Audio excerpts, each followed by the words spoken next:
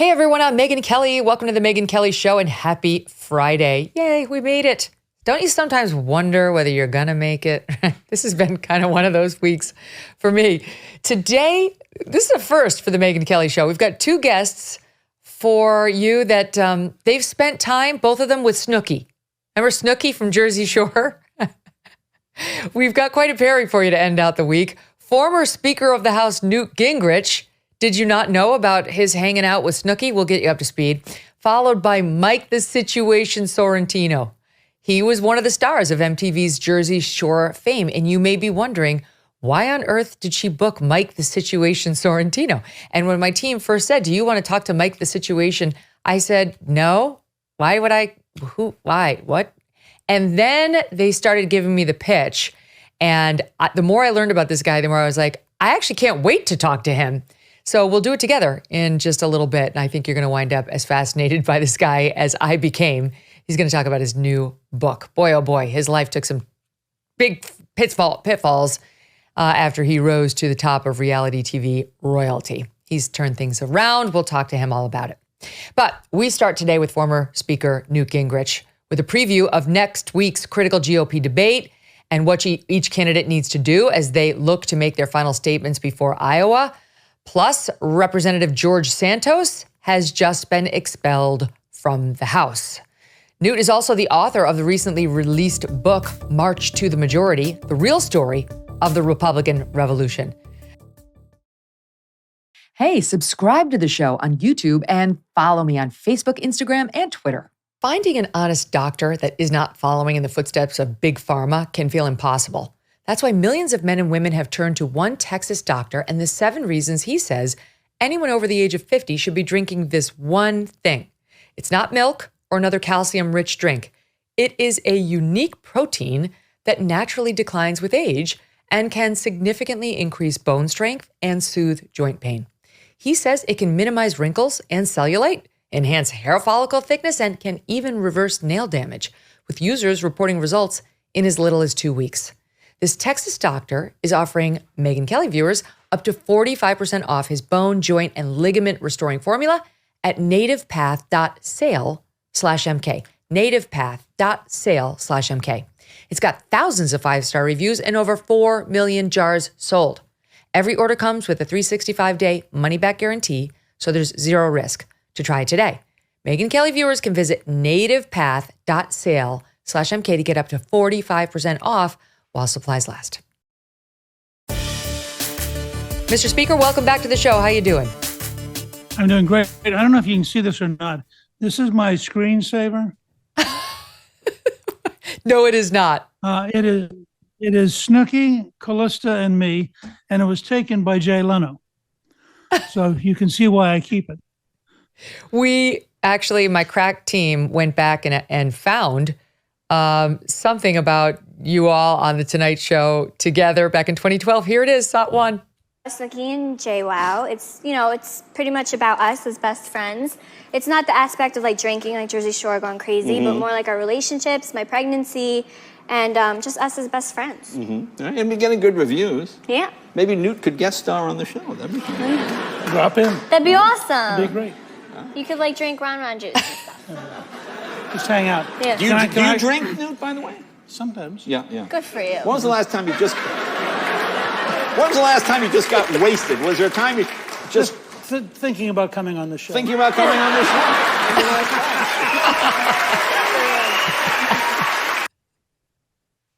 Well done. All your worlds are coming together. I have to tell you, Callista sent Snooki copies of Callista's Ellis the Elephant books for children, and Snooki actually read them on Jersey Shore. So it was a fun moment, and as I said, I still have as a screensaver. Snooki's right there with me all the time. Maybe I'll bet we'll you didn't upgrade expect to. that. No, I really didn't. In fact, I was like, tell him no offense that we booked him the same day as The Situation. And they're like, no, he said no offense taken. With all due respect to Mike. Okay, so let's get into it. There's so much to go over. It's a great day to have you. What does it mean that George Santos has been expelled? Because my information was nobody in the history of the House has ever been expelled until they've been convicted of a crime. and he hasn't been convicted of one, but they've been doing all sorts of internal investigations into him. Well, I actually think there have been one or two cases where they were expelled where the evidence was overwhelming. Look, from everything that any normal person could get, this guy is a liar, a crook, totally arrogant, totally untrustworthy. And I think, frankly, he just eventually offended so many of his colleagues. Now, if you're a partisan Democrat and you have a chance to throw out a Republican, that's an easy vote. But, he had basically a majority of the House Republicans voted to expel him. And the speaker had made it an open vote and said, look, vote your conscience.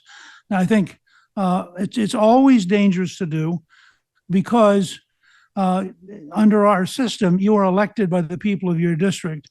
And unless you've done something extraordinary, which really inappropriate for the other members to render judgment. But I think in Santos's case, and he kind of said that himself. I mean, I was amazed. He was on Fox and Friends this morning, basically saying, yeah, I know they're going to kick me out, but I'm really a lot nicer guy than that. And I thought, well, this guy doesn't get it. And I think we once expelled a member from the conference, not from the House, Judge Kelly of Florida, who had been involved in the Abscam scandal where the FBI had a bunch of guys pretending to be Arabs bribing congressmen. Kelly's defense was they did have $20,000 in cash in the glove compartment of his pickup truck, but that's because he was eventually going to take it to the FBI, and none of us found that believable. And so, so he's gone. So what happens now? So what happens now to again. Santos, to his seat? Like, what do we do about that seat now? Because the Republicans can't afford to erode there'll be a special election. The difference between the Senate and the House is all House seats represent the people of the district, and you can only fill them by special election. In the Senate, because it represents a state, the governor can appoint an interim senator until the next election. But in the House, you have to have a special. And so I suspect, I think probably in April, there'll be a special election for him. And given the size of the recent Republican majorities in Long Island, there's a very real likelihood we'll elect another Republican, one who's more conservative and more honest than Santos. Okay. All right. So the other big news of the day so far is this debate between Ron DeSantis and Gavin Newsom on Hannity's show last night. I confess to you, I watched a little bit of this and then found it unstomachable. Gavin Newsom is so annoying to me. He kept interrupting. He was dying to show that he was a tough guy, which is, of course, like a note to all men. If your instincts are show how tough I am, don't do it. Don't do it. You're about to do something that will communicate the exact opposite of toughness. Right? That's how he seemed to me. DeSantis was measured. He was scoring a lot of points. But I wound up thinking like anybody would win against this guy Newsom because he's so annoying and unlikable. What did you think? Well, first of all, Chris and I watched almost all of it until Hannity talked him into adding an extra 20 minutes. Right. And then we couldn't do any more. But it was interesting to me at a couple of levels. Partially because it was actually held in my old district now for Retta, and I'm very, very close to Sean.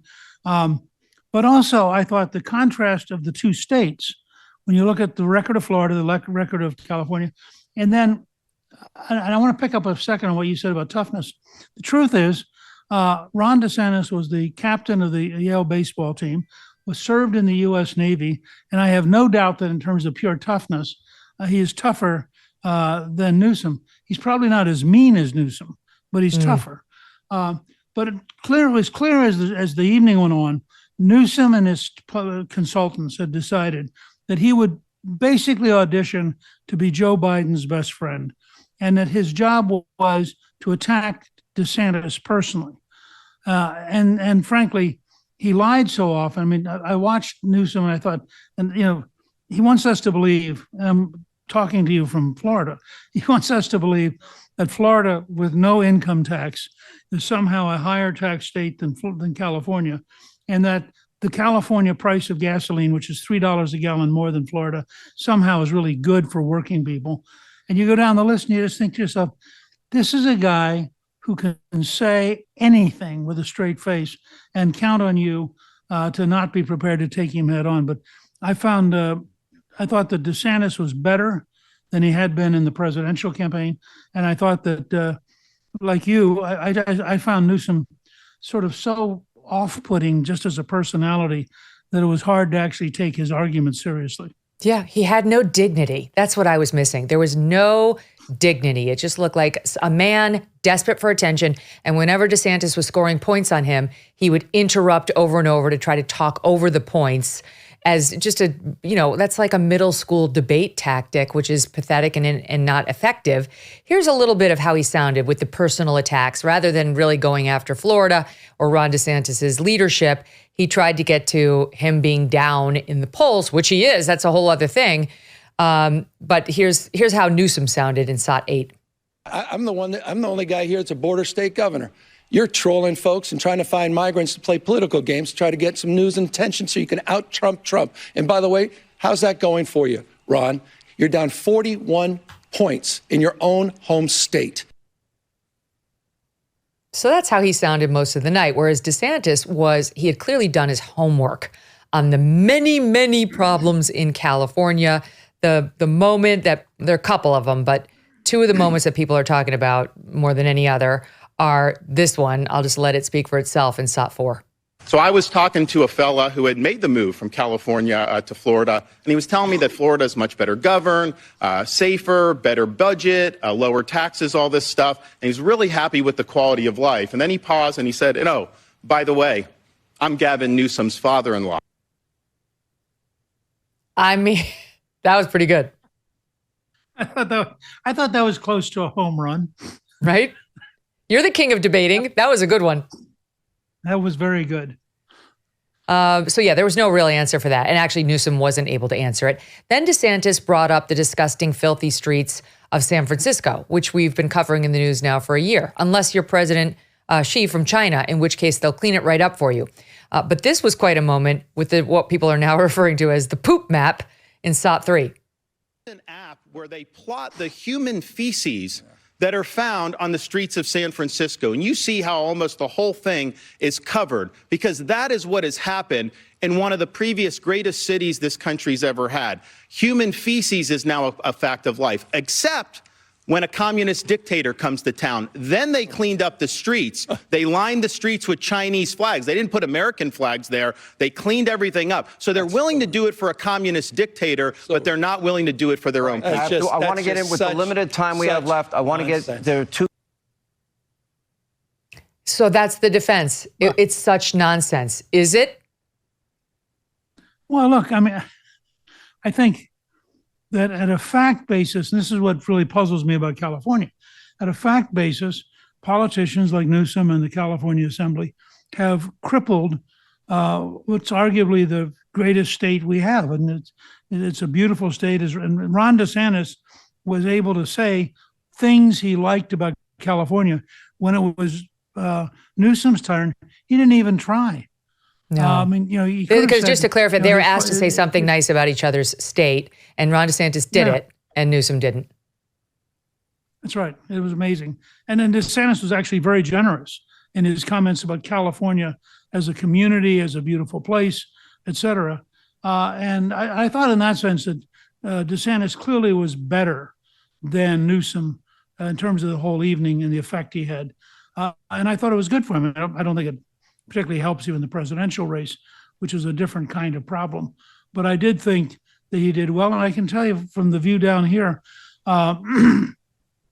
he's a very, very good governor. And he's a much better governor than he has been as a presidential candidate. Well, the thing is, what was interesting to me is there are real questions about whether Joe Biden can see this through. And, whether it's his age, his health, or he just gets pushed out as the nominee.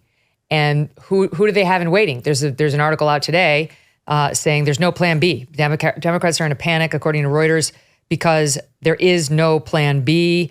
That's a quote from a senior Democrat. If Biden were, quote, suddenly not to run, however that happens, everyone would run, says this person. The vice president scares no one.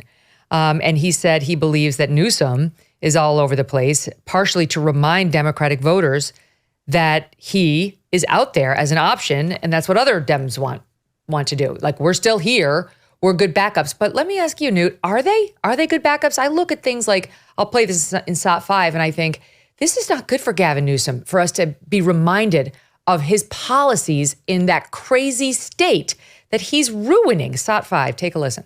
But let me just say something about parents' rights, because he says California respects parents' rights. This is rich. He's been telling a lot of whoppers tonight. This may be the biggest. In California, if you're a parent in Iowa or New Hampshire or South Carolina, your minor child can go to California without your knowledge or without your consent and get hormone therapy, puberty blockers, and a sex change operation, all without you knowing or consenting. How in the heck is that honoring parents' rights when you're bringing people from out of state to go around their parents' backs and getting life-altering surgeries? That is radical. That is Ron, extreme. these kids that is an assault on parents' rights. You know what, Ron? Not for you to decide. It's for the parents to decide. I mean, you tell me, because that's as clear as it comes when it comes to policy and a distinction. Sure. And if you remember, over and over again, Newsom would fall back into, if you question this, you're homophobic. So you weren't allowed to question the books that they have for elementary school in California, many of which are overtly sexual and overtly in favor of either transgenderism or certainly gay and lesbian behavior. And this is in first, second, third, fourth grade. And you have, I thought it was fascinating, and I would give DeSantis and his team credit. They were very well prepared. They had props, as you pointed out, on the poop map as an example, but they had a series of these props that were real, and that Newsom had to attack DeSantis personally because he couldn't defend California policies. And I think in a national campaign, if the choice was the radicalism of California, which people are physically fleeing, or the alternative, I think that Newsom would get beaten very badly. Here's another example of Newsom just trying to hurl dirt in an effort to score a point, as opposed to defending his state and showing what is it that's wrong with Florida again and the way Ron DeSantis governs it. SOT 6.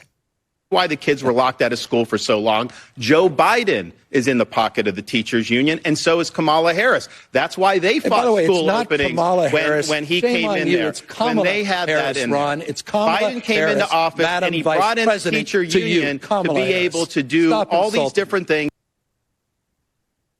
What did you make of that? I mean, truly, you're the expert of debate performances. So what do you make of that moment? Well, I mean, first of all, my general principle was to be quiet until there was an opening, and then to be very decisive and very explicit. And I think that Newsom lowers himself. I think my only advice to DeSantis would have been that he would have been better off at times to have stopped and said, okay, I'm going to yield to you to finish your statement, and then I expect you to allow me to finish mine. I think had he done that 2 or 3 times, he would have psychologically taken control of the stage, because Newsom just couldn't, Newsom's entire goal, it's a little bit reminds me of a squid, which uses black ink to hide from predators as it goes away. He was throwing up the black ink of personality attacks. And, I don't know how you pronounce Kamala Harris's name. And frankly, she's such a bad vice president. I'm not sure I'm willing to spend a lot of time learning. She's, I think, by the way, the most likely Democratic nominee if Biden steps down. I mean, people shouldn't kid themselves. The idea inside the Democratic Party that you are going to reject a black female vice president without having a total rebellion and black women is the ultimate base of the Democratic Party right now. And I think that it'll be very hard for them to push her to one side. And she represents the same San Francisco mafia that Gavin Newsom does. They're both from San Francisco. They both represent the same power structure.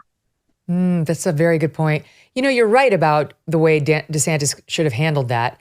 He did do that at one of the debates when he said, we're all adults here. We're not going to raise our hands. If you want us to answer a question, we'll do it. And he kind of put the Fox News moderators in their place. And it was a strong moment for him, and you're right. I hadn't even considered that.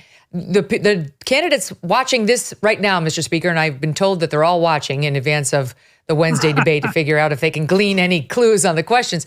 You should do that. Don't make me be the traffic cop. You be your own traffic cop. Tell the other person to shut up until you're done, or cede the floor so that they look like the rude interrupter they are, and then you can have the floor back. But you're right. Why leave it all up to the moderator? Why not you take control? Well, and frankly, you reduce your stature. I mean, you're talking here about the presidency of the United States. People, and this is a weakness both for Trump, because at times he, I think, shoots himself in the foot, and it's a weakness for Biden because there are periods where he looks like he doesn't know what he's doing. And both of those are less than what we want in a president. We want confidence, calmness, a sense of domination. You want a president to be strong because the world is dangerous and the problems are hard. And when you get sucked into seventh grade, and I thought you had it exactly right earlier, you get sucked into seventh grade debates, yelling at each other, you just shrink. You don't look like an alternative president. You look like some person out here who doesn't know what they're doing. Mm-hmm. So what did it all amount to? It was interesting, mildly, in terms of the differences between the way you govern California versus the way DeSantis is governing Florida. But DeSantis, there's the latest poll out today. It's the Messenger, which is a new news service, / Harris poll, and conducted online, 4,000 registered voters. Trump is at 68. DeSantis is at 9. 68 to 9. Haley's at 7. Ramaswamy's at 4. That's, how does somebody overcome that kind of a deficit? I don't know if it's debating Gavin Newsom on Hannity. I think it was a clever thing to do. And in the long run evolution of Ron DeSantis, not this presidential race, but just in the long run, it was a good thing to do. I personally think the more we can draw a contrast between the blue states that are losing population and the red states that are gaining, and recognize that it's actually policy differences. And that between taxes and crime and bad education system, these huge states that were historically dominant are all just hemorrhaging people who are leaving. They're voting with their feet. But I think also, my personal view is, if you're only talking about the nomination, that barring some enormous health problem, Trump is the nominee, period. It's over. And the poll today he's a little stronger than he was a week ago. Partly, I suspect, because DeSantis is weaker, but also because on the Republican side, and with at least half of the independents, there's a belief that Trump is not actually a candidate. Trump is the leader of a movement, and the emotional bond between the leader of a movement and their supporters is very different than the bond of a candidate. And with each passing month, I think Trump has gained confidence. I think he's gotten better, frankly. And I think that when you watch, the other day, Nikki Haley's having a nice little boomlet, which in the end won't amount to much, but it will increase her market value after the campaign. But Trump goes to South Carolina, goes out on the field at the Clemson University of South Carolina game. People are standing, cheering, screaming Trump, and 81 Republican leaders in South Carolina endorse him, most of whom have been for Tim Scott, and now they're for Donald Trump. Well, he's already ahead of her, I think, by 43 points in South Carolina. He's, as Newsom pointed out, he's ahead of DeSantis in Florida by 41 points. From the people I talked to in Iowa, Trump's almost certainly going to win the caucus by a huge margin. There'll be some effort to stop him in New Hampshire, but I doubt if it'll work. And in a sense, what you're seeing as a debate next week is who gets to be the alternative to Trump. And unfortunately for Ron DeSantis, who, as I said, is a very, very good governor, his campaign was so badly put together early on, and the Trump people were so smart at just taking him apart, that the major money class that had been backing him have all given up now. And so they're all shifting over to Haley. Nikki will have a surge of resources. and so she'll look very, very good. But remember, there are two races here. There's the race for the Donald Trump, 55 to 70%, and then there's the race among the whoever's left. And if you're at 6% or 8% or 9%, and we're not talking about, as you know very well, we're not talking about very far away. I think it's about 6 weeks to the Iowa caucus. And I don't see any evidence right now that anybody's going to break through in Iowa. And if Trump wins Iowa by the kind of margin he's capable of, and then pivots and wins New Hampshire, basically the nomination's over. And that'll still be in January. And now you'll be in a general election, and Trump will focus entirely on beating Biden. Mm-hmm. So, I mean, obviously these candidates are showing up next week because they think they still have a chance. Do you think they're thinking they still have a chance the traditional way? You know, I've been calling it the inside straight way, where something happens. You know, Bob Vanderplaats, of the family leader, he's endorsed DeSantis. He said Iowa's going to rise up against Trump. He thinks he's always backed the winner since 2008 in Iowa. He's always been able to pick the one who nobody else saw coming. So what if he's right and somehow, let's say DeSantis wins Iowa, and then I don't know what happens. The money people in New Hampshire, maybe they still stick with Nikki, but then you get down to South Carolina, Trump has some sort of health issue, and then before you know it, DeSantis is winning the old-fashioned way. Do you think they're thinking about that, or do you think they're all just thinking Trump's probably going to jail, something devastating is going to happen to Trump, and I need to be the shiny, beautiful alternative over here, and I got to fight the rest of these people to make sure I'm that person? Well, I think two things happen to you. I mean, first of all, you're in the campaign. You have to believe you have a chance. Otherwise, how do you get up in the morning and go stand at the factory gate or go stand, at the local coffee shop? So at some level, they all have this mythical sense. And the only two that it makes any sense for are Nikki Haley and Ron DeSantis. The others clearly have no chance of any kind. Second, you kind of think, well, maybe lightning will strike. So, as you said, a major health problem for Trump or something. Some of their consultants may think that getting convicted would matter. I personally don't think it would matter in the primaries. It might matter in the general. But a majority of Republicans have said to the pollsters over and over again, they will vote for Trump even if he's convicted because they don't believe in the process. They all think it's a lie. They all think it's political. So, and they know the juries are all far left. For the most part, they're going to be all far left, except maybe down in Florida. You have a hard left judge in Washington, D.C., in a constituency where Trump got 5%. Now, does anybody seriously believe you can get justice before your peers in that environment? So, but there's another thing that's human. How do they get out? It's one thing if you're down at zero and you have no money, but if you're Ron DeSantis, do you really want to just quit? I mean, isn't it almost better to get beaten than to just step out? And so they also get caught up. I mean, I thought Tim Scott was very smart and showed great maturity in saying, I'm not moving the needle and there's no point in my doing this. And so he dropped out with dignity. But I think the amount of ego and intensity that both Haley and DeSantis have in this thing, it'd be very hard for them to drop out before they lose. Yeah. Yeah. And you know what? Their voters have the right to pull the lever for them and say, I don't care that Trump's the favorite. This is a moral issue for me, whatever it is. So it's not over till it's over. But what do you think, if you're in their position? I agree with you, Vivek. I don't know. He's in it at this point for other reasons. He has zero chance, according to these polls, at least. Same for Burgum. Same for, what's his name is still in it. Asa Hutchinson has not yet dropped out. They have 0%. But okay, they're not ready to go. That's up to them. I think there are different patterns here. Burgum is a billionaire. He's been governor and doesn't cost him much. And frankly, if he drops out, he's going to be back in North Dakota.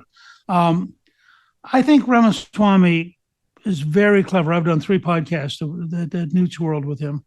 And He's created two companies that are worth over $1 billion each.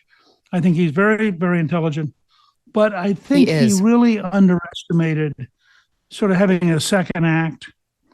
And so he was interesting the first debate, and then he became boring, and then he became irritating. And I think he actually hurts himself now by staying in. I think he'd be much better off. He's gotten his name out there. People sort of know who he is, and he ought to start thinking about what's his next dance, not hanging on to this dance, because not only is it not going to work for him, but the more he is irritating and the more he is too much of a sort of, it reminds me of the seventh grade chemistry major who's a know-it-all, and everybody else in the class can't stand him. And he comes across that way. And so what was interesting the first couple of times becomes increasingly irritating, and I think actually weakens him. I think he's running to be the Trump alternative that's the most Trumpy. That's where he's landed. That's not who he was 2 years ago, but that's what he's decided to do, I think, this is my guess, and I don't know, that he's not going to do the inside straight, but if something happens to Trump, you want to be just the most like Trump, just the closest thing we could have to Trump. And Trump's thrown enough baggage at DeSantis and Haley that the MAGA base doesn't love them anymore. So there's Vivek as like a wannabe. Does that make any sense? Yeah, it makes a lot of sense. I don't think it works for him because, and you know this because you've been in this business a long time, and you know it's easy to think of something and hard to do it. So in theory, he could fit that box, but in practice, frankly, if Trump were to disappear, I think DeSantis would come closer to picking up the Trump base than anybody else. And I think DeSantis's policies fit that. But you also, at that point, would have chaos. I mean, who knows how many candidates would emerge, except for a point. I always read Mark Halperin every day and his Wide World of News and find it extraordinarily educational. And Halperin keeps making the point, there is an objective calendar and you can't get on the ballot. So if somebody decided, he was talking about this in terms of Youngkin, governor of Virginia. Somebody who tried right now to get into the game, they wouldn't be able to get in the first half of all the primaries because they're already closed. Yeah, the GOP primaries. If something did happen, it may well be that the only two realistic alternatives would be Nikki and DeSantis, and that would be kind of an interesting fight to see the two of them go down the stretch, arguing over the future of the country. But we forgot about Christie too. We forgot about Christie. He's also running still. I think Christie is okay. I'm biased. I think he is so dislikable that his ceiling is 6 or 7%, just because you watch him on stage and you just think, he has all the worst characteristics of Newsom and none of his charm. Well, you can't, he's very much opposed to Trump, and the party belongs to Trump right now. For better or for worse, it's Trump's party. So it's a very hard position to be in. All right, I've got to ask you this before I let you go. So if you're DeSantis and or Haley and Vivek, those are the three we know are going to make the debate. Christie, we don't think so, but he could. They're tracking a couple polls where that might make the door, or might open the door. What do you do? I mean, I believe you must do something different. You must do something else, because whatever they've been doing, I realize Nikki Haley's in the middle of a boomlet, as you said. Her poll numbers have gone up a little. She's gotten more money backing very late in the contest. So I'm going to guess she's probably not going to do too much. She's not going to exchange her old behavior for new. But what about DeSantis? What about Vivek? What would you advise them to do? Well, I think they have three different challenges. I mean, my advice to Vivek would be discipline yourself to speak at half your current speed. Say fewer words and actually make sense, because he talks way too fast and he babbles. So my advice, he's got to come across as much more mature than he currently is. My advice to Nikki would be emphasize national security and foreign policy right now. You've got a war in Gaza, you've got Iran, and by the way, you may have noticed that the U.S. House voted in a veto override majority to freeze all of the $6 billion in Iranian money, so that even if Biden vetoes it, which he probably will, they'll override the veto. I thought that was a significant bipartisan shift. So she's in a good position to say, look, I've been at the United Nations. I've been in the middle of all this. This is how seriously we have to take the world. And to be sort of if you're worried about being safe, she's the right person. I think in DeSantis' case, he was onto something last night, and he ought to go back to it. We've proven in Florida that we can have the best education program in the country through choice, that we can have a great environment, a great economy, that parents can have the right to know what's going on with their children, that we can control crime, and that we actually can have streets with no feces. Yeah. Now, if you would like America to resemble Florida, then I'm your candidate. And I think he would be better off. He has to do just well enough to come in second in Iowa. What will be the end for him is if Nikki comes in second in Iowa, and at that point, DeSantis will be gone as a candidate. Yeah, and she's surging. She's at least tied in a couple of the polls. It wasn't much of a race between them in Iowa, and now it is at just the wrong time, though there's still about 5 weeks to go, 5 or 6, until the caucuses begin. What a pleasure. Speaker Newt Gingrich, it's always great talking to you. Thank you so much for coming on. Well, that's great, and thank you for letting me show you my screen. I've never shown it to anybody else. I love this screensaver, and I just want to share it one last time. There's Callista, and right in the middle, straight from Jersey Shore. And then, of course, it was taken by Jay Leno, which is why I have to keep Snooki, Callista, and Jay Leno is about all I can get in one. He was such a gem. Thank you I miss for letting Jay me do Leno. that. Yeah, the pleasure is all mine. do It was too. a scoop I never expected to get. All the best. Let's talk soon. All righty. Take care. All right. Bye-bye. We will be right back with Mike, the Situation Sorrentino. Just stick around. Trust me. Okay, the holiday season is officially upon us, and I have got something special for you. A gift that will keep you comfortable and stylish all year round. Introducing Gravity Defier shoes, designed to make every step feel like you're walking on air. From casual sneakers to elegant dress shoes to slip-resistant shoes for the outdoorsy types, Gravity Defier, they have a style for every occasion. And with their patented Verso Shock technology, these shoes provide superior shock absorption, reducing impact on your joints and keeping you comfortable all day long. Your feet will thank you. Gravity Defier shoes are not only comfy, but stylish, and they have a huge range of designs. With the snowy holidays right around the corner, these make the perfect gift for your loved ones or yourself. Don't miss out on this exclusive offer. Use code MK30 at checkout to get $30 off orders of $150 or more at gdefy.com. That's GDEFY.com. Visit gdefy.com. Use code MK30 for $30 off your order of $150 or more.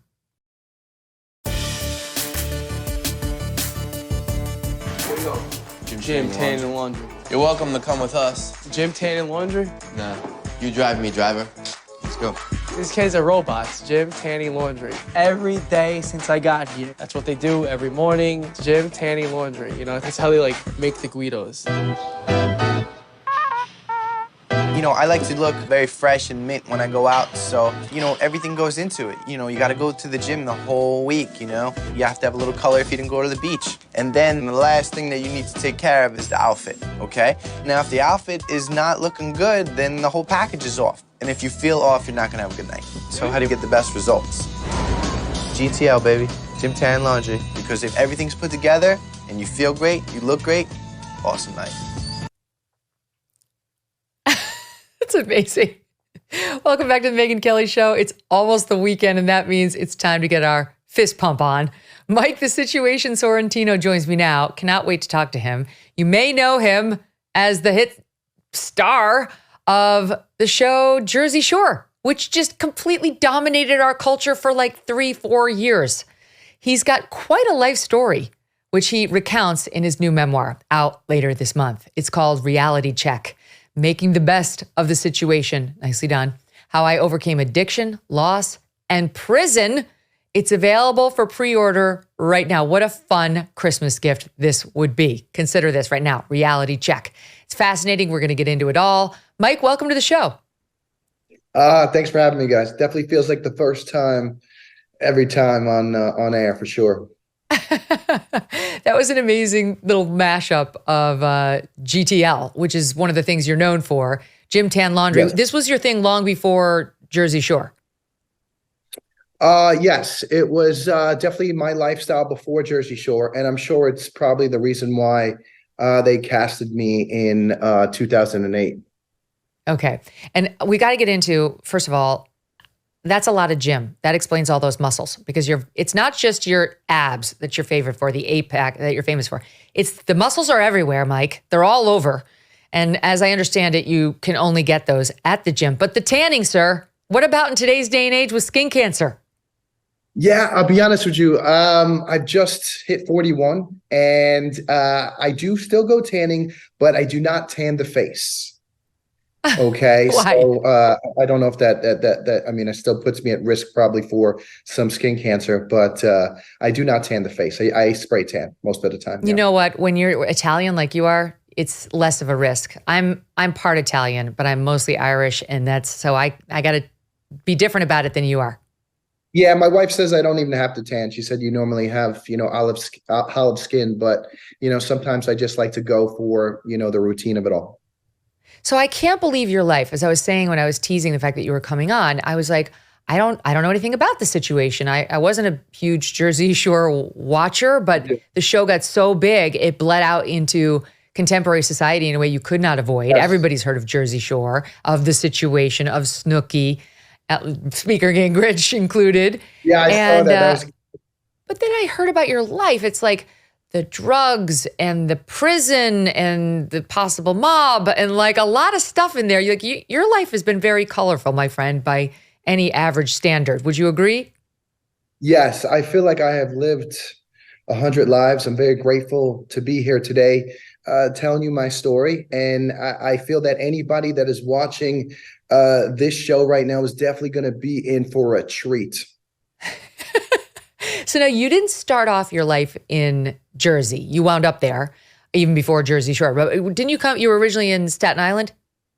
Yeah, I was born in Staten Island and I moved to New Jersey when I was 7 years old. Okay. And did you notice any difference whatsoever? Because in my mind, those are exactly the same place. They're definitely very similar places. Usually people that are, born in Staten Island, they eventually migrate to the Garden State, and naturally what me and my family did as well. Okay. So you write in the book that there may or may not, you can't confirm or deny, have been a mob connection at the parental level. Like your dad, what business was he officially in?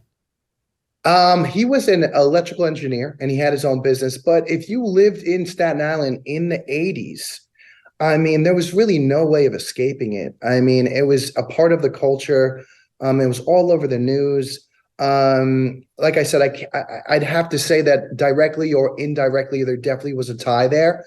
And, in our home, there definitely was a love affair at all times with the mafia. And I'm sure that shaped the way that I grew up.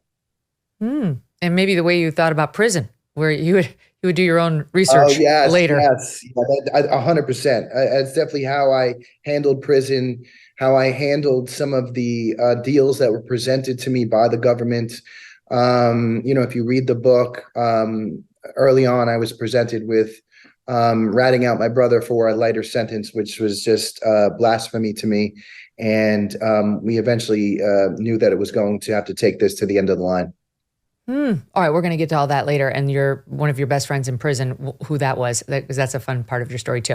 All right, but before all that, you're a young guy. You're grown up now in Jersey. You've left Staten Island. The fam's in Jersey, and this is important to me personally because when I married my husband Doug, he lived in Philly. He grew up in Philly, and the Jersey Shore is a big enclave for Philadelphia people. So, Mike, I grew up running through my parents' sprinkler in the backyard. I had no shore place. Once a year, though, we'd go to the Jersey Shore and we'd go to Seaside Heights.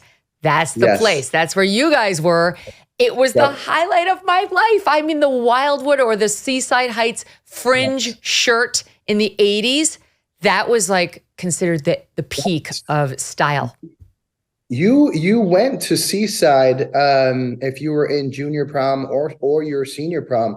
So that was the norm, until we came along and we brought a little bit of the older crowd, the college kids. But it's a thing around here. If you're from the Garden State or anywhere in the area, when the seasons change and it becomes summertime, you go down to the shore. Right, you go down the shore. So that's what Doug's family did all his life. And the next thing I knew, he was taking me down the shore, and now we spend our summers down the shore. And we always talk about the show Jersey Shore because people are like, oh, Jersey. Like everyone in New York goes to the Hamptons, oh, Jersey, which is fine by me because we don't want them coming. But you would be the first to say most of the Jersey Shore is not what was represented on the show Jersey Shore.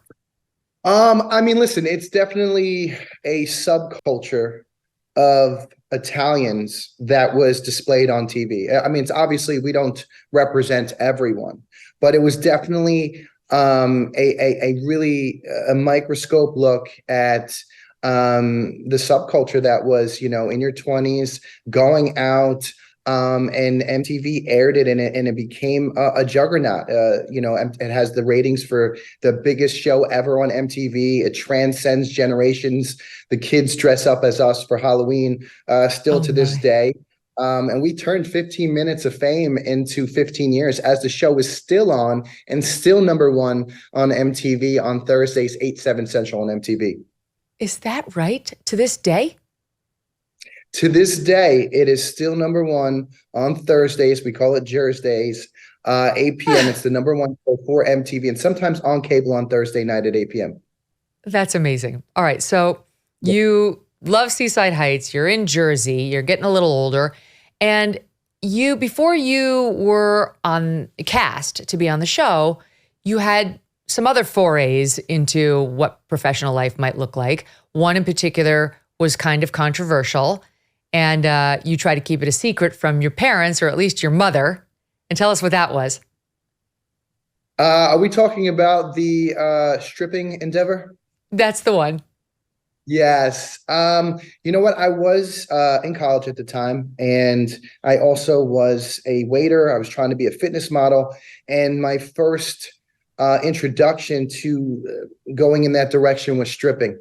And I was just in amazing shape. Women loved me, and I thought that it would be a good idea to make some spare cash and also get out for the night. Eventually, my mom, she found out that I was stripping because one of her girlfriends was at the venue that I was stripping, and she actually was the birthday girl. So I was the new young stripper coming out, and you put the birthday chair out for the birthday girl, and you're sort of grinding up on this lucky woman, and then next thing you know, I come home and my mom has an umbrella in her hand. And back when you're in the 80s, mom could have had an umbrella, maybe a wooden spoon or something. And she asked me where I was, and I told her, I was just picked up an extra shift at the restaurant. But she knew because she got the call from her girlfriend, and she was quite upset. And my father was in the corner smirking because usually he was the enforcer. He was the person doing the enforcing, whatever. Yeah. Mm-hmm. So was that hard for you? Most guys aren't confident enough in their dancing at a minimum to accept a job as a stripper. Forget the confidence in the bod. So had you taken dancing? How does one become a stripper? When you are an introduction to a stripper, they usually give the new guys the jobs of the birthdays. And the birthdays are really easy because you're really just sort of grinding on stage on a chair. So that's kind of your introduction to gaining experience and gaining comfort on stage in front of a stage of ladies, pretty much. And we're easy to please. It's honestly, we know most guys don't have those moves. You know what? It was easy as a stripper. I was unbelievably shredded. You looked at my abs and you thought they were implants. Partly the reason why I got, casted and I was world famous. But even before I was famous, women were definitely throwing themselves at me. All right, we're going to need to know how exactly they got so shredded because they really were shredded. It was a true 8-pack. Was there an unusual routine? What What does it take to have that? I think it was just genetics, but also I love to be in the gym. So, I would go to the gym for probably 90 minutes to 2 hours, at least 5 times a week, sometimes 2 a days. I would eat good. I would eat meals every 2 hours. And I was just, I was young. I was unbelievably shredded. And people always used to come up to me and they used to be like, listen, man, you should have done something with those abs. And I was like 25 years old and like I was over the hill or something. I'm like, what do you mean I should have done something? And that eventually pushed me to send photos in for modeling and try to go for TV. All right, that's a good place to leave it. Quick break, back with The Situation right after this.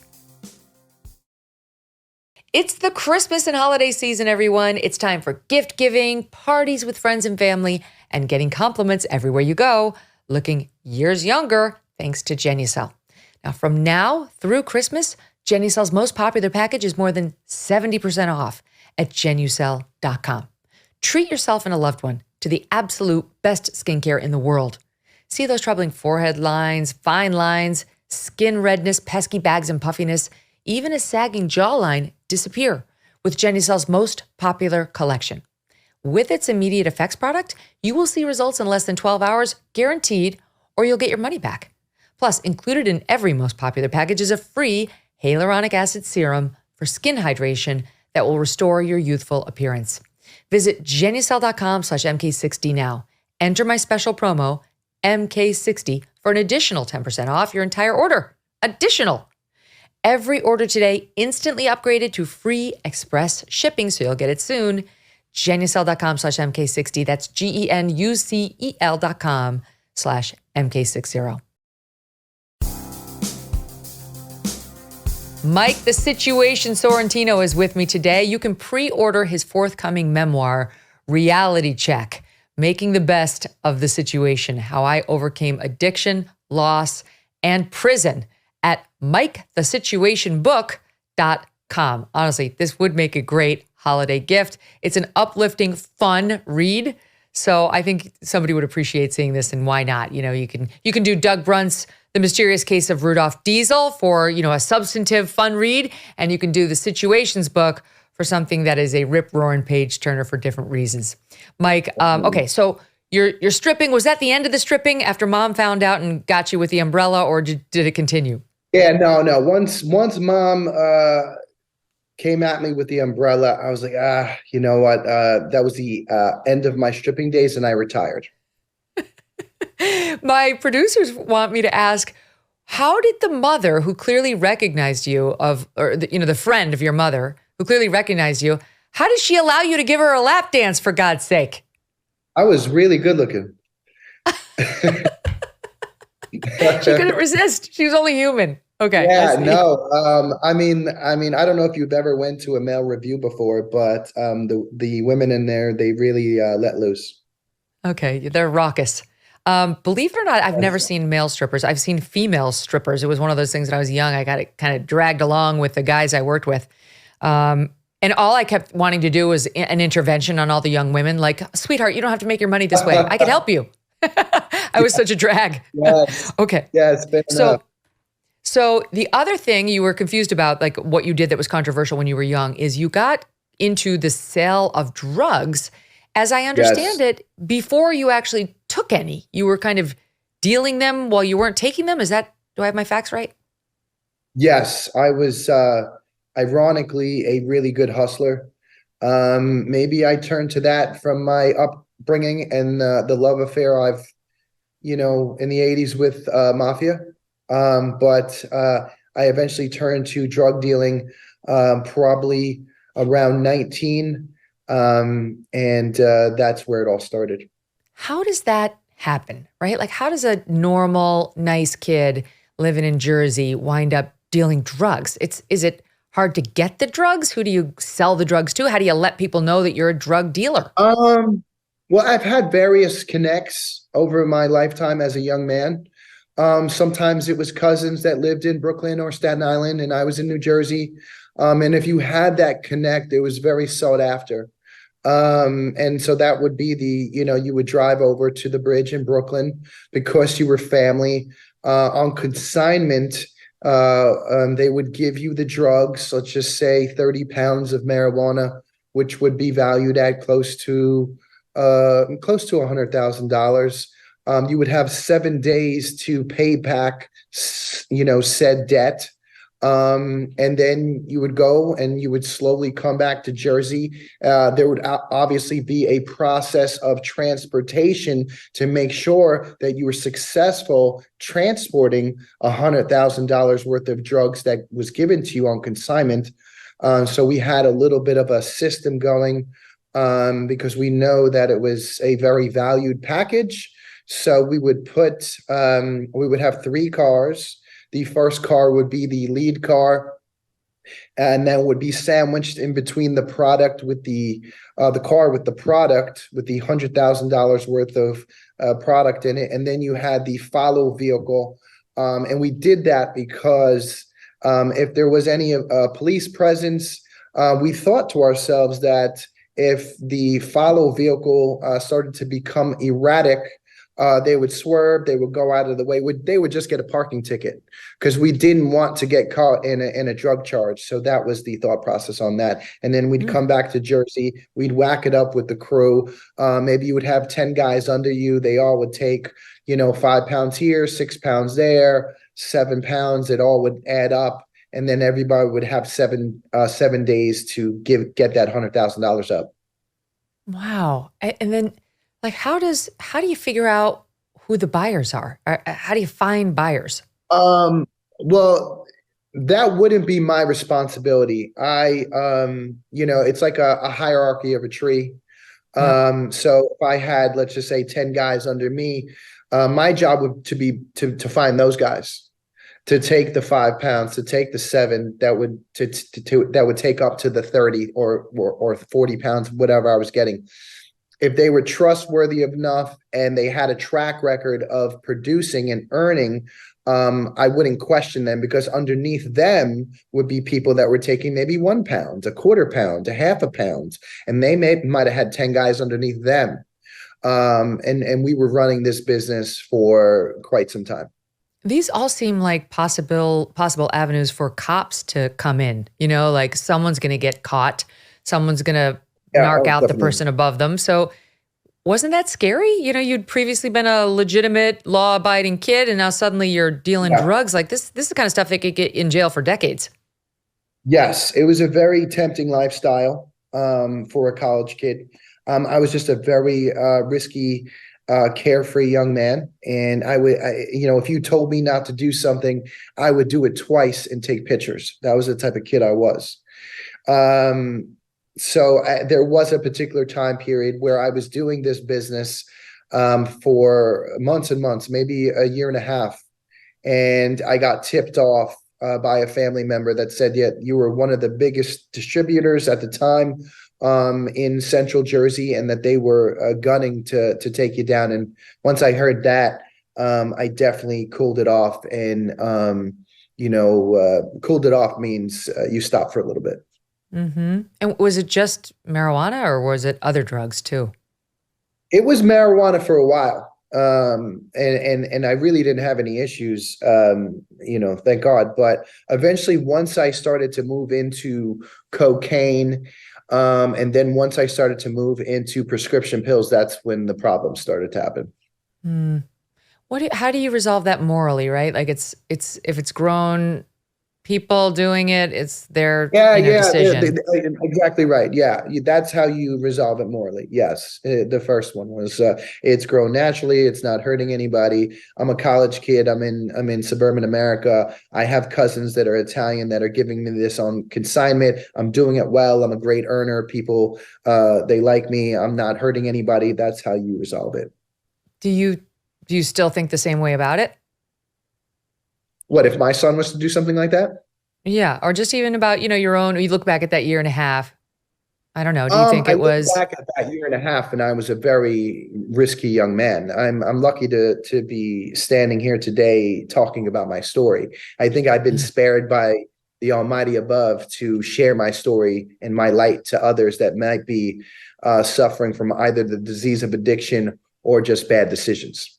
Yeah, you immerse yourself in that kind of culture. it's very tempting. It can lead to bad places. And for you, ultimately, it was prescription drugs that you got addicted to.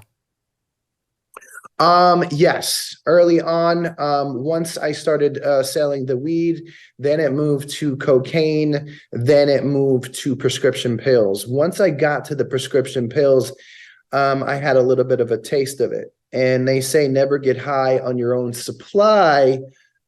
Definitely held a lot of weight, because as soon as I had that first taste of an opioid, to be honest with you, truthfully, I loved it, and the love affair with the devil had started.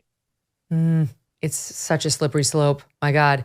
Can I just ask you quickly, what do you think of where things have gone today? Because I know you write in the book about taking a Percocet and how you enjoyed that.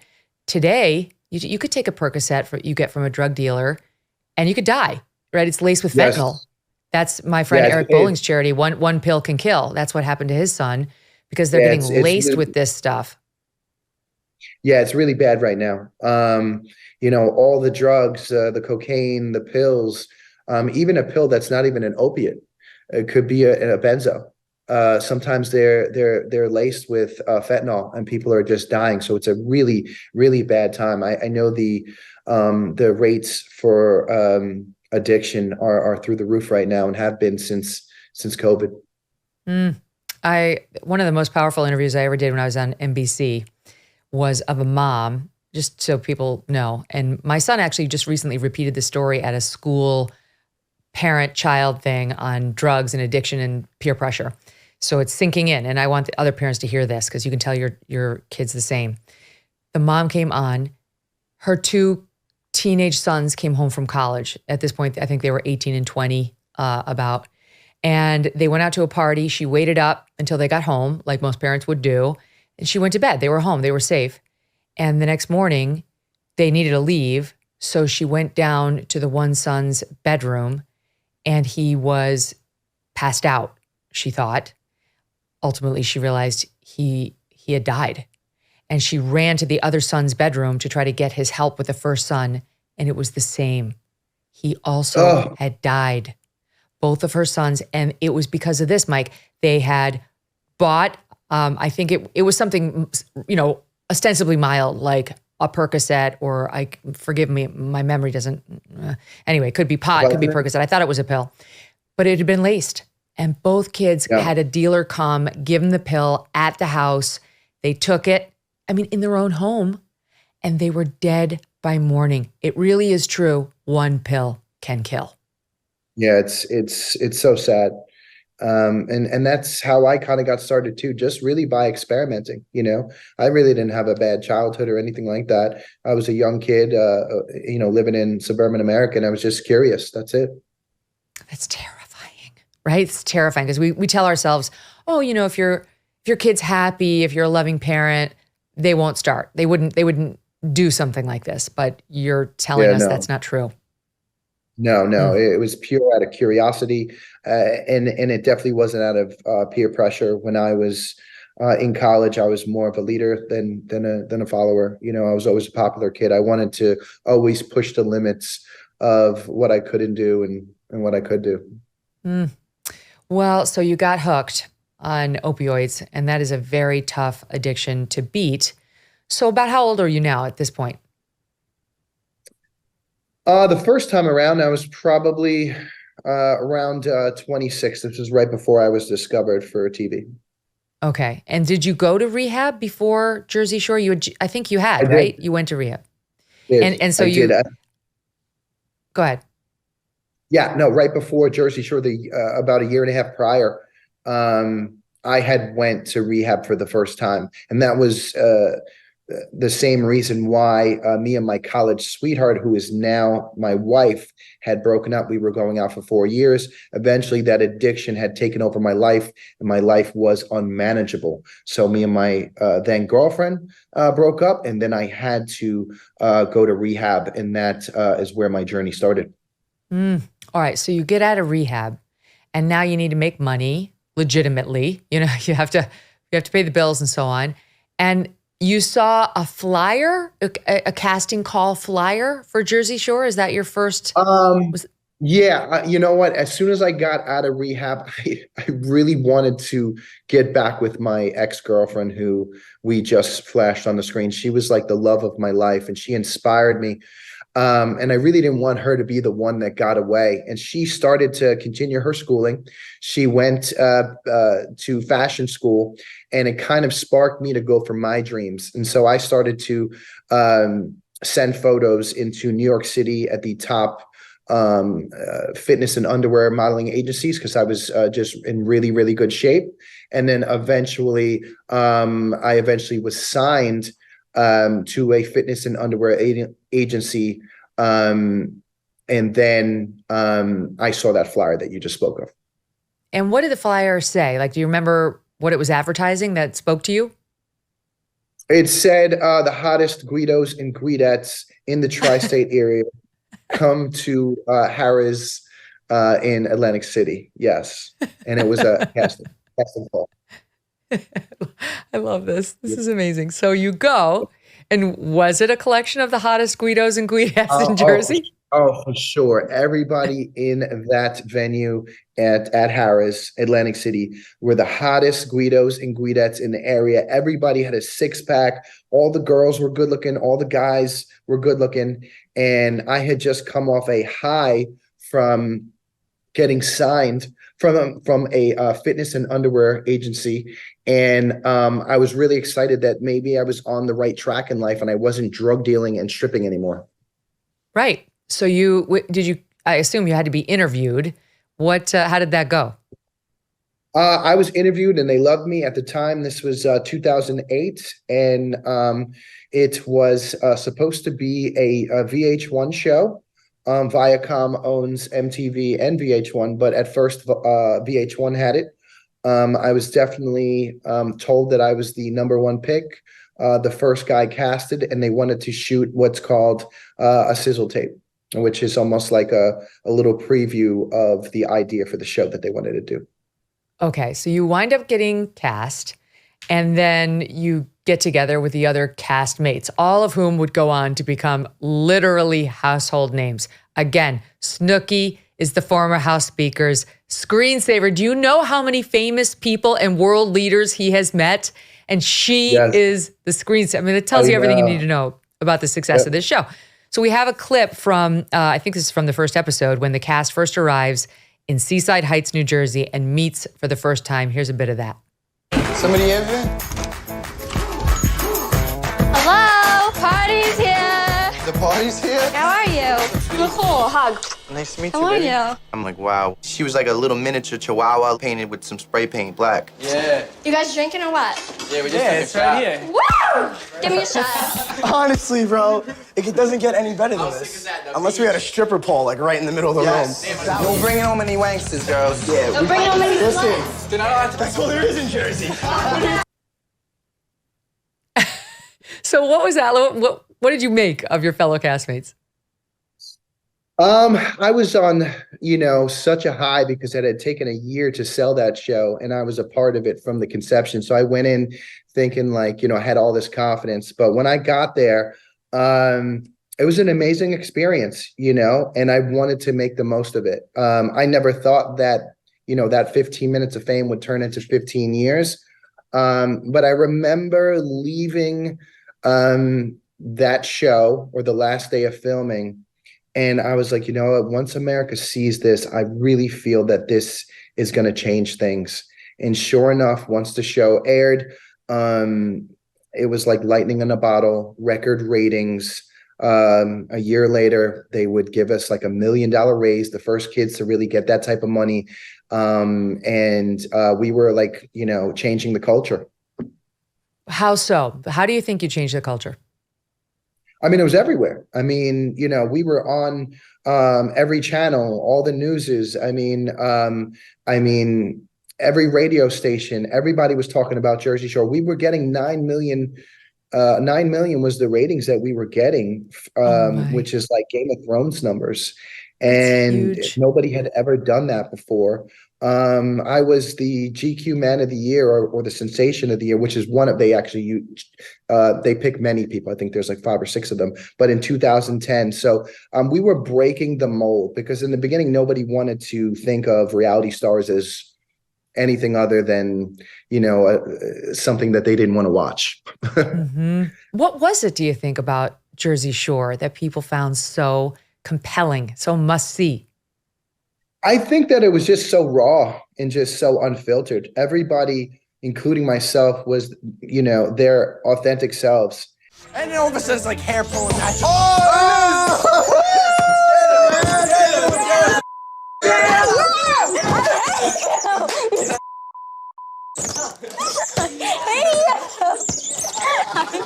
What'd you say?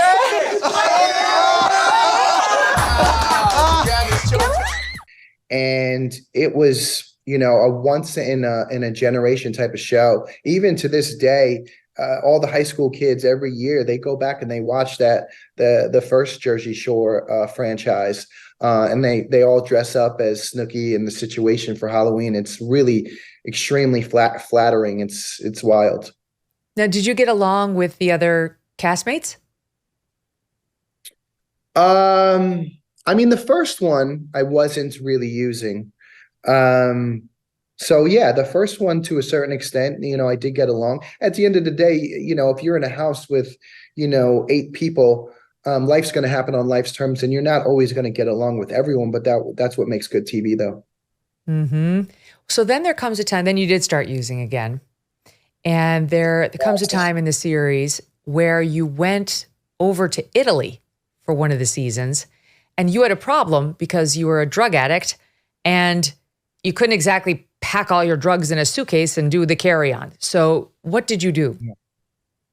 Every season, including starting in season 2 to Miami to all the way to season 5 to Italy, was literally like Mission Impossible, trying to sneak the drugs into different states, different countries, past security, past TSA. It was insanity. And if we're speaking about Italy, I had to think long and hard how I was going to get by that one because, we're traveling across the world here. So I thought to myself that some of the other ways that I had used in previous other seasons were not going to work. So I tried a different method traveling to Italy. I disassembled my shoe, and I put 2 Altoid cases in each shoe. Each shoe had 200 pills. So obviously one pair of shoe would have 400 Rocassettes. If you know what a Rocassette is, it is a 30 milligram oxycodone, which technically is 3 Percocet 10s. It's a very powerful, painkiller. And I put that pair of shoes along with 20 other shoes in a suitcase so that it would be hard to distinguish that I was actually smuggling upwards of 400 oxycodone pills in a pair of shoes across country lines.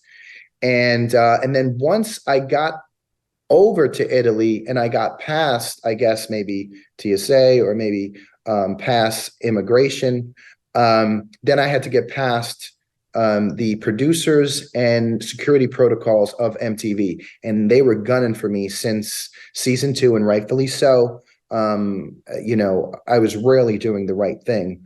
And once MTV started to frisk and go through all of my belongings, which they had a protocol, that's when they finally got to maybe my 7th suitcase, which they were already fatigued. And then I said, oh, those are my favorite shoes right there. The black Fila's, let me grab those and put those on now. So then I would take them out of the equation. And that's how that's how that caper was. Oh my gosh. Were you sweating it out? I'm sure I was stressed. But you're looking at somebody who is doing these type of risky behaviors year after year, season after season. I'm getting paid millions on the #1 show or the #1 reality show in the country. So it's almost like I kept getting away with it. Obviously, we kind of know where the story progresses. Eventually, Uncle Sam would be the one to straighten me out, but it would take a few years before we got there. And I'm going to get back to what happened in Italy, but in the meantime, as you point out, you're a star. I mean, you are like the situation no longer just means the situation in America. It conjures an individual, you. And so that's the level of fame you guys hit. So you're doing things like we just talked about Jay Leno with Newt Gingrich and how Snooki was on. You also went on Jay Leno. And as I understand it, Jay and others pulled you aside at various courses in your public appearances to say, Mike, what's going on? Can you talk about that? I mean, yeah. I mean, listen, if for instance, your show, if we were doing it in person, you'd see me enter your show and, backstage, and I got the glasses on there, tipped. My pupils are pinpointed. You can tell from a mile away when somebody is that high. And I was always high. And I went on Jay Leno's show a lot. Probably close to a dozen times. Wow. And during that time period. And I remember always Jay pulling me aside, and you could just see the concern that he knew I was just going down this path. And that path only led to destruction. Everybody knows. I mean, if I bumped into somebody like myself today, I would pull myself aside and be like, hey, wait a second, kid, are you okay? Are you making the right decisions? This may not last forever. Are you saving your money? Like, there are certain things that, people like Jay Leno, Whoopi Goldberg always used to pull me aside on the View. I remember another person was, and I'm such a big fan of him. Robert Downey Jr. has a similar story to mine with addiction. I saw him on the Today Show, and you're always rubbing elbows with these A-listers, and you saw me, and you just knew I wasn't doing the right thing. What do you think? Like Robert Downey Jr. recognized that you were drug-addled and was trying to? 1 million%. I mean, when I see people today, I can spot it a mile away, that they're not doing the right thing, and people don't look you in the eye, and they're quick and they're shifty, and they're, you see all the red flags. And I had to put it in the book, the people that I rubbed elbows with that didn't have to pull me aside, and they did anyway. Can you go on about how you recognize this? Because I will tell you, this is an Achilles heel of mine. I never know when someone's on drugs. Oh, really? I'll just be like, what a weird dude. And my husband will be like, honey, he was on drugs. I'm like, he was? How do you know? Yeah. What are the signs? Shifty? You said that's one. They're shifty in their sneakers. If somebody doesn't look you in the eyes for more than a second, they're trying to hide something, obviously. Obviously, if you look at their eyes, a lot of the times, if the pupil is pinpoint, that's opiates.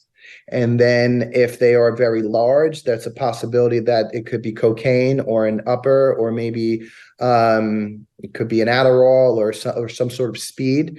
Sometimes if that attitude and that dismissiveness and that it's too loud, that also can be a sign where somebody is just got I don't want to say douchebag on 1,000 attitude, but I'm going to say it. Mm-hmm. Okay, that's helpful to know. All right, so back to Italy. You had packed, you thought, adequately for your lengthy stint over there to shoot this season, but it turned out your drugs ran out. You had not packed adequately. I guess you were going through them pretty fast. And then a famous thing happened on the show where you had a confrontation with a fellow castmate. You write in the book about how you had run out of the pills. And so you were, detoxing in an unsafe way, essentially. Yes. And this is what happened. You had a fight with Ronnie, and here's what happened. It's SOT 23. You want to hit me? You want to hit me? You want to hit me? You want to hit me, tough guy? You want to do it? You want to throw my bitch? Yeah, you want to throw my bitch? You want to do it? Oh, God. So for the listening audience, he headbutted the wall hard, and there was absolutely no give. Committed. Yes. Yes. In that moment, I was going through withdrawals and I wasn't feeling good. We had just come from the club, and to try to lessen those withdrawals, I had drank copious amounts of alcohol, which really didn't work. And then me and Ronnie, who really didn't get along over the years, he definitely probably saw me in a vulnerable state and was like, today's the day, it's going down. And sure enough, that's what happened right there. I went into the wall, which wasn't sheetrock. It was probably 4,000-year-old cement from the time of Caesar. And I got a sprained neck and a sprained concussion, and then eventually rushed to the hospital in Italy, where ironically they had to give me a opiate against MTV's advice, because I remember MTV didn't want that, but they had to. Oh, gosh. I mean, was that rock bottom for you? Was that your aha moment or no? That was one of the rock bottom moments. The rock bottom moment came a few years later in 2015, but this was like the start of it. I still had millions and millions of dollars. The show was so huge. I had endorsement after endorsement. My own ab cream and laundry bags and lollipops and bobbleheads. I even got my own Christmas ornament that I still have to this day, probably on that tree behind me. Would you please send me one? I want one of those. Yeah, it's really cool. Yeah. But rock bottom would come a little later, but this was definitely a sign that the shooting star was definitely starting to go in the other direction. Okay, let's hold it there. Another quick break and more with rock bottom and God bless redemption coming up next. Also, we'll get to Donald Trump and his role in the situation's life. Believe it or not, he's got a couple connections to him. We'll get there. Debt. It's not good. You can go to bed thinking about it, wake up thinking about it, think about it all day while you're awake. High interest credit cards and loans make it nearly impossible to pay off your debt. And insane inflation keeps you stuck paycheck to paycheck. The system traps you in debt. Donewithdebt.com can be a lifeline. I've talked about my own experience with debt in the past. I know, trust me, I know. Well, donewithdebt.com has a new strategy to help erase your debt faster and easier than you thought possible. Here's what they can do for you. Analyze all the debt options you qualify for, minimize your interest rates, cut medical bills, and reduce debt without bankruptcy and without a loan. But you need to hurry. Some debt solutions are time sensitive. Go to donewithdebt.com. Find out how easy they make it and find out if it's right for you. That's done, D-O-N-E, with debt, D-E-B-T.com, donewithdebt.com. Let me tell you a story about a guy named Leo Grillo. Leo was on a road trip and came across a Doberman. This dog was severely underweight and clearly in trouble. Well, Leo rescued the dog and named him Delta. Sadly, Delta was just one of many animals that needs help, and this inspired Leo to start Delta Rescue, the largest no-kill, care-for-life animal sanctuary in the world. They have rescued thousands of dogs, cats, and horses from the wilderness, and they provide their animals with shelter, love, safety, a home. Their dedication and everlasting love to animals winds up being Leo's mission and his legacy. Delta Rescue relies solely on contributions to stay available and open. And if you want to care for these animals and you want that to be part of your legacy, speak with your estate planner, because these are tax-saving estate planning's benefits too. You can also get those. You can grow your estate while letting your love for animals live well into the future. Check out the estate planning tab on their website if you want to learn more and speak with your advisor. We call a dog a man's best friend for a reason. You can help those who need it most. Visit deltarescue.org today to learn more. That's deltarescue.org. By the way, where did the situation come from? I got that name probably a couple months before my first casting call with VH1. At the time, my nickname was Mikey Abs in college, But once I got signed to a fitness and modeling agency in New York City, I went out to celebrate down at the shore over in Seaside. And I was so shredded that my abs looked like they were implants. And I was down at the shore. I had no shirt on. I was with the fellas. And I was walking down the street, and a couple that were holding hands, they walked by me, and the female was like, "Oh my God, honey, look at his abs." And my boy's like, "Oh my God, damn, that's a situation." I'm like, "Yeah, you know what? I'm the situation." And then next thing you know it, a week or two later, when I had an interview with MTV, they asked me if I had a nickname. I told them the situation. They said, "Oh my God, that's brilliant. Do you have it trademarked?" I didn't have it trademarked at the time, but as soon as I left their office, I eventually got my first lawyer and trademarked it. It is brilliant. By the way, when you got the job, when you were cast, we didn't tell the audience what happened with Lauren at the time. She was not too pleased about you getting this role, and actually gave you an ultimatum. And you tell me whether you made the right choice. Yeah, we definitely made the right choice at the time. My main priority was to get back with Lauren, but I eventually landed the job of my life, which was I was offered the contract by MTV to be in the first season of Jersey Shore. I was so excited that possibly my dreams were coming true, and I was so proud of myself for throwing this Hail Mary and it being completed. But then I also wanted to take that news back to my ex-girlfriend and get her back. And I told her, I said, "Listen, I got to go on this reality show." And we were about to get back together. And she said, "Listen, if you're going to go on this show, I don't think it's a good idea. I don't think we're going to last. I don't want to be that girlfriend that is home and having her boyfriend on a reality show cheating on her, and me crying at home." And she was 100% right. It was the right girl at the wrong time. Eventually, we would reconnect a couple years later in 2013, and we would never look back. So one of the things that you were asked to do, you talked about the number of talk shows that you went on and the magazine covers you were on. One of the weirdest things I think that came your way was you were asked to participate in one of the Comedy Central roasts. You know, they had those roasts where they bring in celebs to roast another celeb, and you were chosen to roast, tell him who? Donald Trump. This is back in what, 2009? 2011. Okay, 11. So long before, he became a presidential candidate and all that. And how did it go?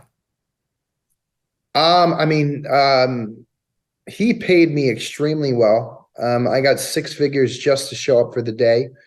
Probably, a very amazing paycheck. They flew me out in one of Trump's jets, and they were extremely nice to me. But when I got there, I was so high that I really didn't have good tone and good delivery on stage. I mean, I said the lines, but it wasn't good tone and delivery for comedy. And I eventually would get booed. Everyone still loved me, and I took photos with everyone, and I made a ton of money. But technically, that would be definitely a learned lesson to read the material and know what you're doing before you do it. Oh, here is a little bit of you in that performance, 2011, SOT 22. People are hating on him because Trump is always firing people, but it's kind of okay because he completely let himself go anyway. Donald, I'll say this though, your wife is hot. The best part is she married you for love. Yup. She loves money. Oh, hey, what are you gonna do? Hey! Come on, let him do his thing. Come on. Yeah, Jim Ross came on stage to try to save me, but I was so high. I mean, I could probably look at myself right there and say that I was definitely on a good 6 to 8 rock cassettes at that particular time. I did not look at the material that they gave it to me. If they would have gave me the material today, I probably would have read it and said some of it was good, some of it was bad, and I obviously would have practiced my material, my tone, and my delivery. But it was a learned lesson early in my career. Did you and Trump keep in touch at all? Like once he became president, did you ever call him up or? No, I was thinking about, I think around the time that he was president, I was in prison and I was thinking about contacting. I remember telling my team that we should probably contact President Trump for a pardon when they sent me to prison, but I never did, no. And now the next time that he's going to probably be president, he'll be the one in prison. So it could be like full circle. He could actually be president and be in prison. Those two things could happen at once. You could give him some pointers. And so tell us how you did wind up in prison. That was post the end of Jersey Shore. What happened? Yes. Well, I mean, if you read the book, on the first page of the book, I'm at Christmas Eve dinner. It's 2010. I just made $5 million about. I have endorsement after endorsement. There's a Ferrari and a Bentley outside. Mom's making clams oreganata and linguine for the 7 fishes for Christmas. The black sheep of the family was now world famous. And my brother came up to me and said, hey, it's time to file the taxes. And it was sort of like, oh man, really? Because the year before I didn't make enough money to even file taxes. I was a young kid. I didn't make enough money to now fast forward to the $5 million the next year, pretty much. It's a big difference. And I remember my brother saying, oh, maybe you can get him next year. As soon as he said that, I'm like, yeah, let's get him next year. And that one decision on the first page of the book would end up haunting me for a good 10 to 15 years. So it was tax evasion. And how long were you sentenced to go to jail for? I was sentenced for 8 months in federal prison. But even before that, I didn't even think that they were going to give me prison time, to be honest with you. The plea bargain that I accepted was in the zone for probation and community service, and I had 0 priors. So eventually, when they gave me all of the above, I had to be accountable and handled it with grace and class. But it was definitely unexpected because I was the first person, I believe, in the state of New Jersey to be in that zone and get prison time. So they made an example out of me, and I had to just accept it. Were you terrified going off to prison? I'll be honest with you. I wasn't. Addiction was so much worse. Addiction was staring You were the not devil. clean. You were not clean when you went off. No, I was clean. Oh, so what I'm saying is, by the time I went off, I had faced the devil. I had faced addiction, and I was championing addiction. So when I finally had to go to prison, I was already doing the right thing. I was already on the right track. I used that fresh pain as fuel to continue to do the right thing and use this to turn my L's into lessons. And that's exactly what I did. Well, I like that. So out of nowhere and weirdly, one of your closest pals in prison would be somebody connected to Trump. Tell us who. Oh, Michael Cohen? Yeah, Michael Cohen, whose he was chicken you really wanted, from what I read in the book. You wanted his chicken. He didn't eat chicken. What happened there? Yes. In prison, Chicken Thursdays was a very coveted day. That was the day that you really got fed well, and food is king in prison. And when Michael Cohen first came into prison, along with the helicopters and such overhead, I heard a little story that he had a chicken as a pet as a child, and that he didn't even eat chicken. So I'm like, all right, I might as well go up to him and persuade him to smuggle his chicken to me so I had more protein, and it could help me in my journey to being my best self and losing some weight and come out looking like Rambo. So I approached him. And did he give you the chicken? He said he was going to give me the chicken. He's like, no problem, Mike, anything for you. But then when it came time to actually give me the chicken, he was actually nowhere to be found. And then when I found him later on, I'm like, Mike, where's my chicken? And he's like, oh man, they're on to us, man. They knew I was going to smuggle chicken for you. He's like, they would have thrown me in the shoe, which is a special housing unit, if you do anything wrong. So I'm like, all right, Mike, no problem. I just thought that was a hilarious story though. It's an amazing story. So like Trump, you were also betrayed by Michael Cohen. There's a long list in his path. Okay, so you get out of prison. Good for you. You served your time. You get out of prison, and then amazingly, you really turn things around. As I understand it, you get back together with Lauren, and you get back on TV too. Yes. Yep. We got back on TV. MTV was documenting my prison release, my court case. And then I got a chance to really prove myself. I remained sober. I lost the weight. I became a better man in prison. And then, I got to, a chance to start my own family in 2018 and continue when I got out of prison in 2019. All right. So the show that you were on MTV, the new show, is Jersey Shore Family Vacation. And on this show, you're back with Lauren, the love of your life. She's been there through the peaks and valleys. And you decided you wanted to marry her, and that you asked them if they would put it on TV, like the moment. And it was one of the most emotional moments, as I'm told, for the cast, for the crew. We've got a little bit of it. Here it is. You're my best friend, my college sweetheart, my better half. Oh, come on, look at them. You make me a better person. Please make me the happiest man on earth. Will you please marry me? Oh my God, dude. He's doing it. Oh my God. Yes. Yes. Yes. He nailed it. Yeah. Congratulations, guys. Aw, now that woman must really love you. She must really love you. Yes. So how's that going? It's good. Me and Lauren just celebrated 5 years of a happy, healthy marriage. I'm 8 years clean and sober today. I just put on social media. We have 2 babies and another one on the way that's due in March.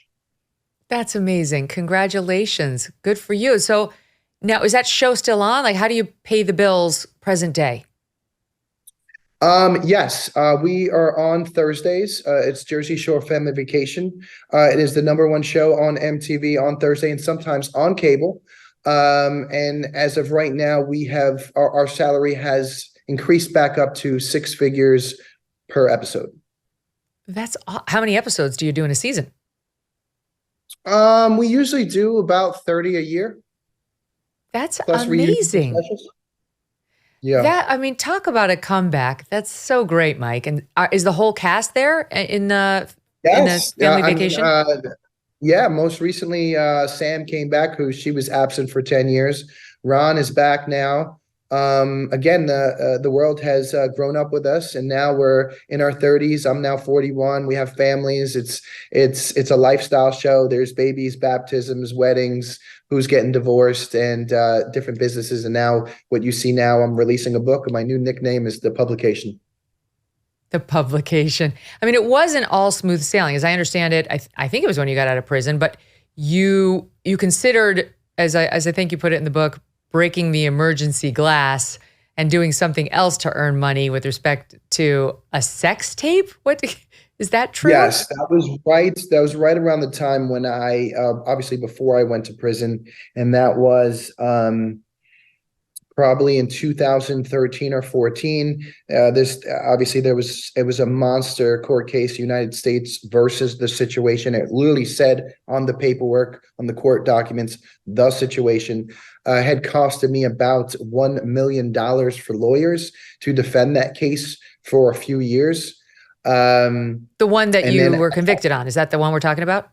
Yeah, the one I was convicted on, yes. Okay, keep and going. Then eventually I was bleeding money around this time period, and more money was coming out than it was going in. And I had always had this sex tape, and I know it sounds so crazy. It even kind of sounds comical that the backup plan, the emergency plan, was that I had a sex tape. It was a very wild sex tape with at least 3 participants. And at the time, I had to sit down my team and be like, okay, I have something in my safe. And it was only in case of emergencies. I'm thinking about breaking it out. And then I told my team, In the same room, my wife or my then girlfriend was there, and my mother. Obviously, they didn't approve of it. Your mother?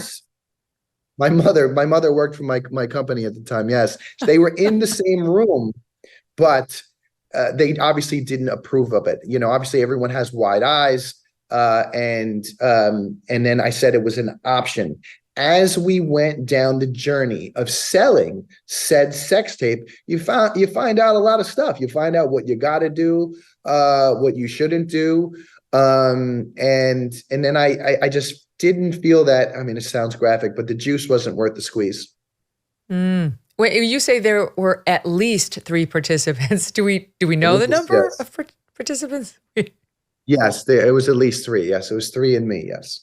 Oh, 3 in addition to you. Yes, and me. Yeah. So is it still in the safe? I cannot confirm or deny. I'd like to leave that part of my life in the past, but like I said, we're now reminiscing about some of the contents of this crazy book. And it's really a page turner, and I had to, be full disclosures, and I had to be raw and unfiltered and say at one particular time when I was bleeding money, I had the emergency sex tape in the safe, and I actually thought about revealing it. And it's, like I said, it's kind of makes you chuckle a little bit to think like, what person has an emergency sex tape and is Kim going to release it? Kardashian, Paris Hilton. Exactly. Yeah, it worked out fine for them. I understand why your mind went there. So in the time we have left, now that the book is done, it's about to come out, what did you learn about yourself? You look back at this crazy ride you've had over the past 15. I mean, it's a crazy ride.